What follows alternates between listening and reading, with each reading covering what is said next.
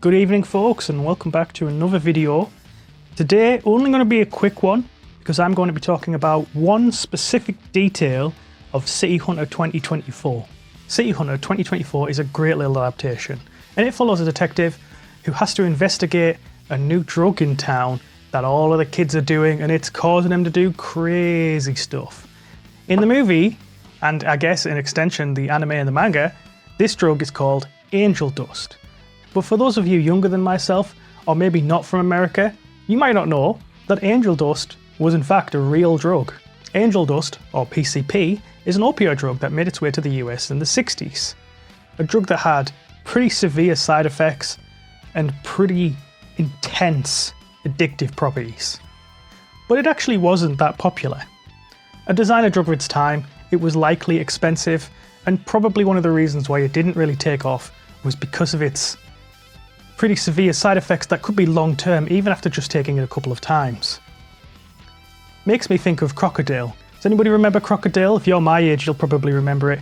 But this was one of the drugs that really took off maybe about 10 years or so ago that didn't really seem to have any good hallucinogenic properties. It just kind of killed you.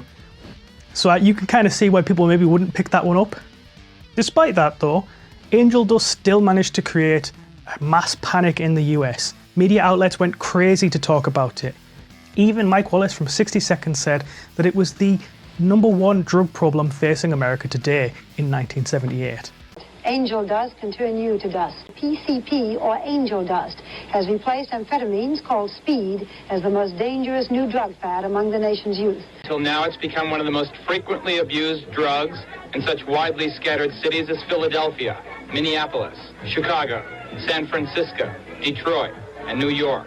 The trouble is, angel dust is so unpredictable, you never know when the hallucinations are going to veer off into outright madness.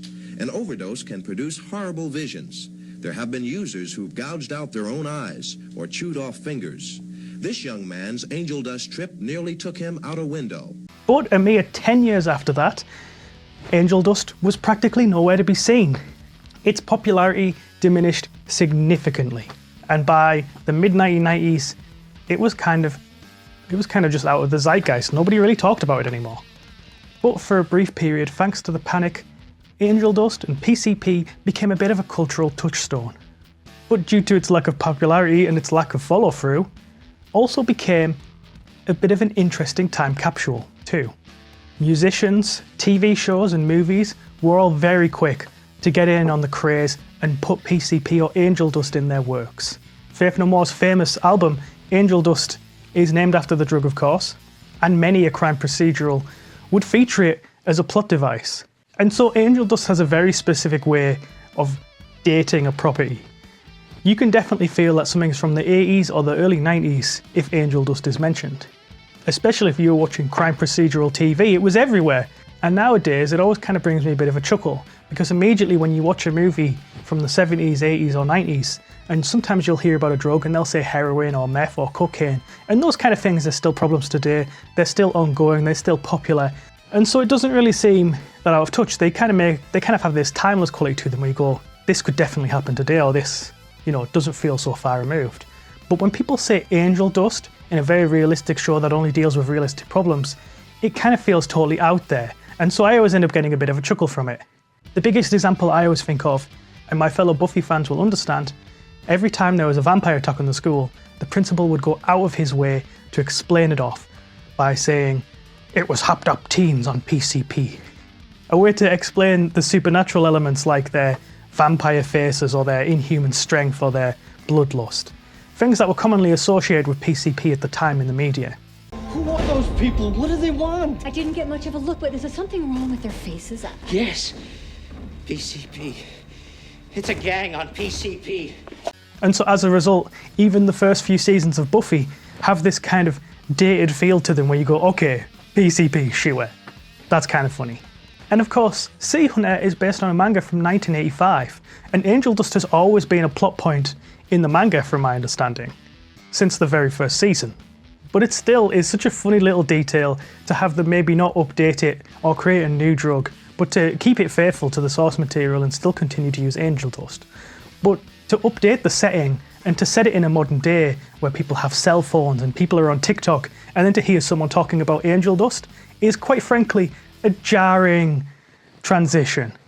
I can understand now that a lot of kids certainly have not heard of angel dust, have not heard of PCP, and while it's still out there, some people still use it, the numbers are so incredibly small that most people probably never even heard of it now. So there is a chance that you could watch the show or watch the movie and go, okay, they made this up for the movie. But that's not true. It's as real as anything. And that jarring little detail is just such a fun little detail that I kind of want to talk about it and just explain the absurdity of having it be in the movie and the absurdity of having it be the big drug, given what eventually happened with PCP in real life, how much it fell out of the zeitgeist and the cultural fear, as we say.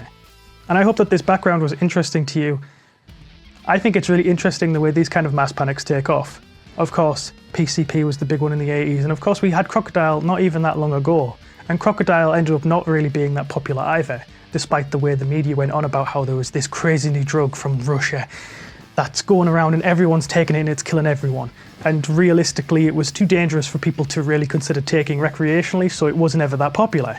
It's always funny to me as well to see things that really date something, that really place it at a specific time, a specific point in history.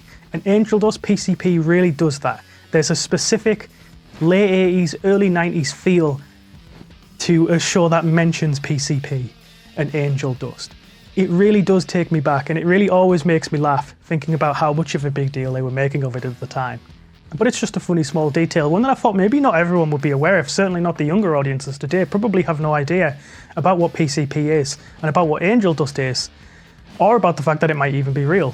So I figured, why not go out there and just let people know a bit of the context behind the drug. If you haven't seen it, I recommend watching City Hunter. It's got some real good action, Yuji Shimomura style. The plot is interesting enough, and the humour is, some of it is really, really funny. I think you'll get big laughs from some of the moments in there. I'm not going to spoil any of them, but there's one moment in it that just killed me the first time I watched it. Just destroyed me. Slayed me. I'm an undead zombie now as a result, coming to you from beyond the grave to send this message about angel dust.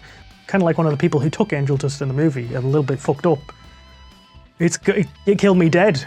Gone. The only real problem I have with the movie is that it is a bit tonally inconsistent. The emotional stuff feels a bit out of place with the way that the humour and the serious stuff is.